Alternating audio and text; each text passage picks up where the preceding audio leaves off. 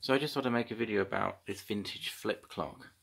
I've got this one up and running now. It's been going for a day or so. Trouble with this clock that I had to repair, a little bit stiff inside. I've lubricated it with a silicone lubricant because clock oil wouldn't be the right kind of oil. Mechanically inside, which unfortunately I've put back together before I made the video, it's all very metal, and it has more in common with something like a vintage tape recorder or record player really than it does have a mechanical clock. So clock oil was probably not the right stuff and probably was never used in this thing. It's silicone based grease. But anyway, so it's running fine now. It dates from around 1995.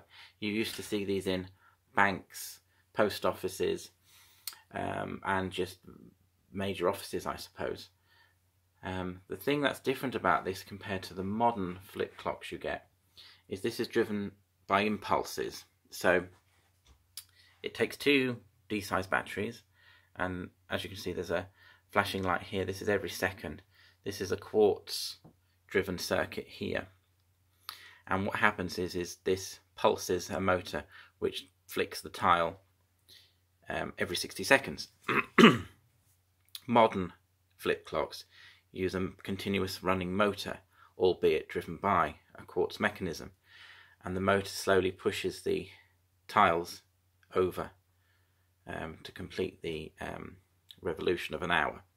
Unfortunately, that means that it can be a little bit random when the tiles fall, because the tiles might be a slightly different shape and the little thing that retains the things from falling might be in a different place, it might be not quite adjusted correctly. So it can mean that sometimes they drop down at, say, 47 seconds, and then sometimes they can drop down at 10 seconds past the previous minute. There's lots of YouTube videos of those online. This runs in a completely different way, in that it's being stepped like a stepper motor. It's a DC motor that's only driven every 60 seconds to move the tiles along. There's a separate DC motor in the date section here, which when it gets to the 24-hour will drive this all along. Also, interestingly, it's quite clever because it runs on a 4-year cycle for the leap year, so that it knows February has 28 or 29 days, depending on which it is. So it has like a load of contacts, a contact disc inside, which is linked to the month, to the month section in every 12-month period, which means it can then flip the date here at the correct time, depending on whether it's 31, 30 days, or 28 or 29 days. So it's very clever. So you have to make sure that this little window here is set for the leap year, and it just has numbers in that you set from 1 to 4 depending on what year you're in. So it's a bit more clever than it just having to be flicked over at the end of the month. I had another day and date clock, and that would know if there was 31 or 30 days, but would have no idea if it was a leap year. It does require a little bit more mechanics. The whole thing in there is made of mainly metal with a little plastic. I believe the modern ones are nearly all plastic with very little metal. This is quite heavy. I think it's something like about 4 or 5 kilograms. So it needs a sturdy wall.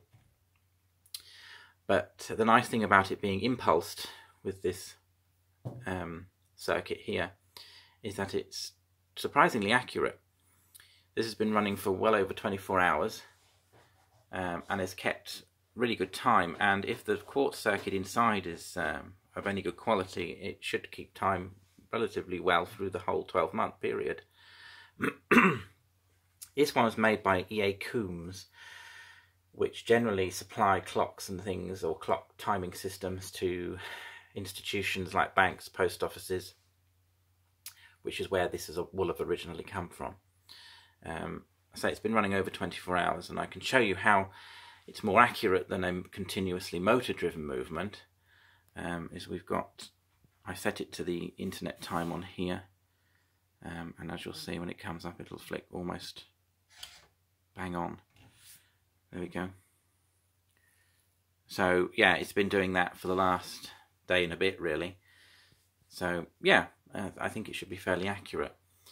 As I said, it was just loosening some of the levers inside with a bit of silicone grease because they got a bit stiff. But yeah, these can be quite expensive and quite desirable, perhaps because they're in fashion. The only thing I've really noticed about this clock is it's surprising how quickly the minutes go by. It doesn't really feel like a minute when they click over. You think it's a lot quicker. So yes. Anyway, an interesting clock, and unfortunately, the modern ones are made of a lot more plastic, and not all of them are. I think the cheaper ones aren't impulse like this. The cheaper ones, as I said, are driven by a motor, and it does mean that there's some inaccuracy with the minutes flicking over. But the old original ones, like this, are pretty accurate because they're being pulsed, so that the leaves are only falling when the motor is pulsed.